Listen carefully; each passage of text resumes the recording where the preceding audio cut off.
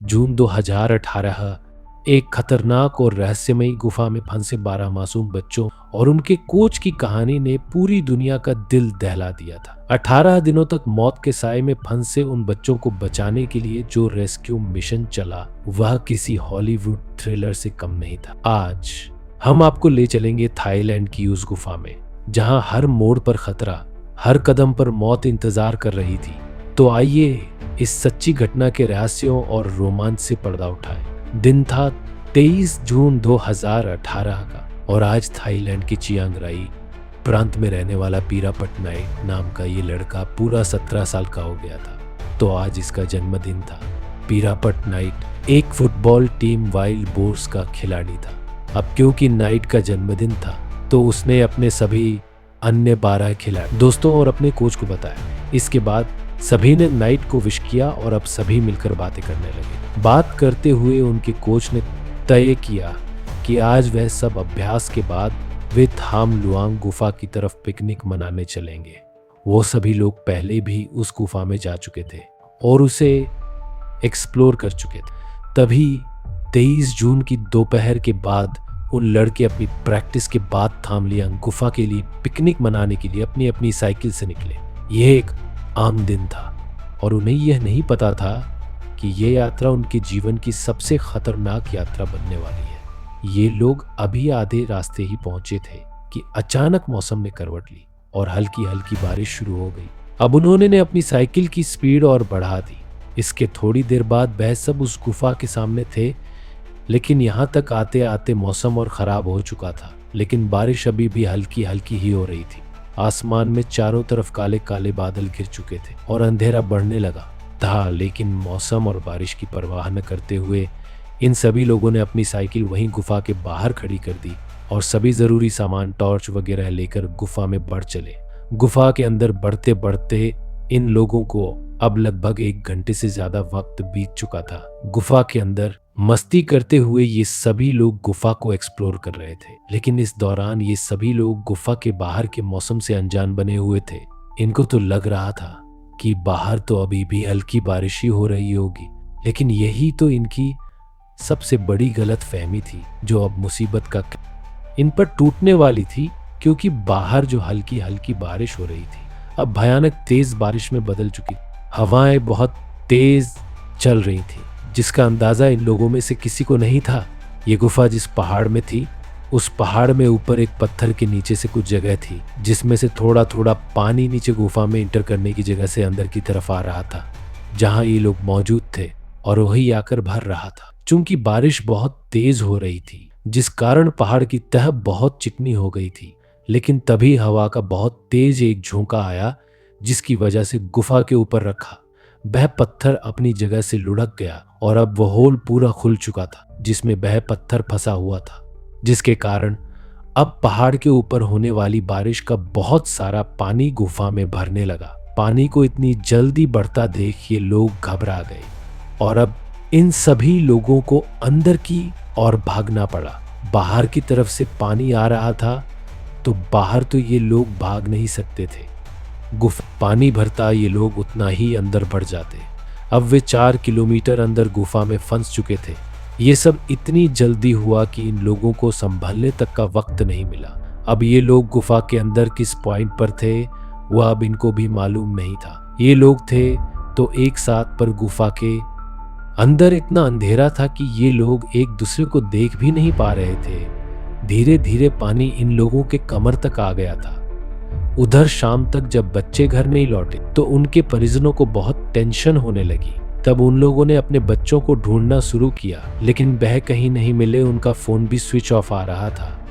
आखिर परेशान होकर उन्होंने पुलिस की मदद ली। जब पुलिस ने उन बच्चों की फोन के लोकेशन देखी तो वह उसी थाम लुआंग गुफा की थी।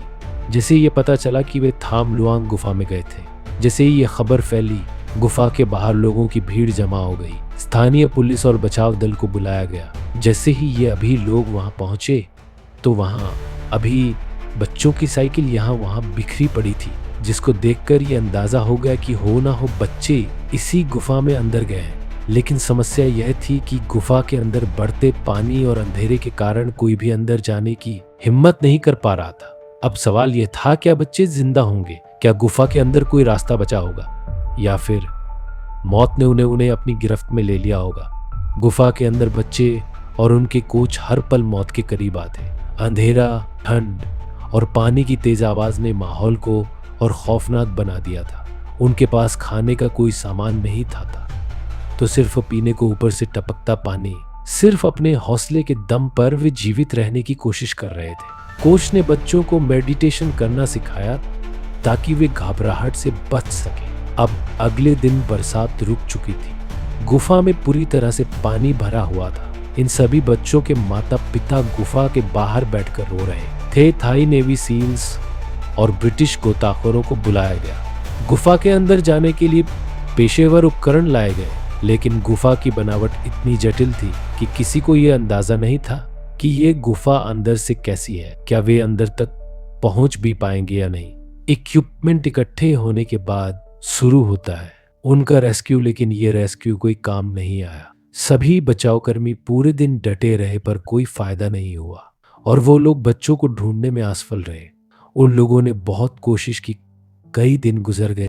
वे सब बहुत परेशान थे। अभी तक ये भी पक्का नहीं था कि बच्चे गुफा के अंदर है भी या नहीं। बस एक उम्मीद थी कि बच्चे गुफा के अंदर होंगे तो क्या वह अभी भी सुरक्षित होंगे, ये कोई नहीं जानता था। कि तभी फाइनली 9 दिन बाद 2 ब्रिटिश गोताखोर जॉन वॉलंथेन और रिक स्टैंटन गुफा के अंदर उन बच्चे को ढूंढने के लिए प्रशासन द्वारा फिर भेजे जाते हैं। वे दोनों गुफा के अंदर 4 किलोमीटर दूर तक पहुंच जाते हैं और वहां जो उन्होंने देखा उसने सबकी आंखों में आंसू ला दिए। उन्होंने देखा कि सामने कुछ धुंधली हुई परछाई दिखती है। जब वह और पास जाकर देखते हैं तो पाते हैं कि वो परछाई कुछ और नहीं बल्कि वही बच्चे और उनके कोच थे, लेकिन अब उनकी हालत बहुत खराब थी। खाना न मिलने की वजह से वे सब बहुत ही कमजोर हो चुके थे। उन लोगों ने 18 दिन बिना किसी चीज को खाए केवल पानी पीकर गुजर दिए थे। उन बच्चों के पास पहुंचकर रिक ने तुरंत ही बच्चों की गिनती शुरू कर दी। तभी जॉन ने पूछा, आप कितने लोग हैं? सामने से अंग्रेजी में आवाज आई, तेरा। जॉन को तेरा सुनकर बहुत खुशी हुई और उसने कहा कि बहुत बढ़िया।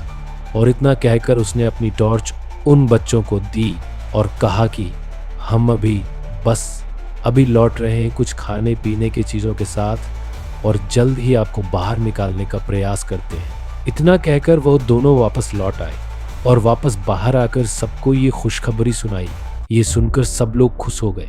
बच्चों को जिंदा देखना राहत की बात थी, लेकिन असली चुनौती अभी बाकी थी। उन्हें गुफा से बाहर निकालने का कोई आसान तरीका नहीं था। बारिश का मौसम खतरे को और बढ़ा रहा था। गुफा में ऑक्सीजन का स्तर तेजी से घट रहा था। अंततः यह तय हुआ कि बच्चों बेहोश कर पानी के रास्ते बाहर लाया जाएगा। यह फैसला बेहद खतरनाक था, क्योंकि अगर ऑक्सीजन की मात्रा जरा भी कम हुई तो बच्चों की जान जा सकती थी।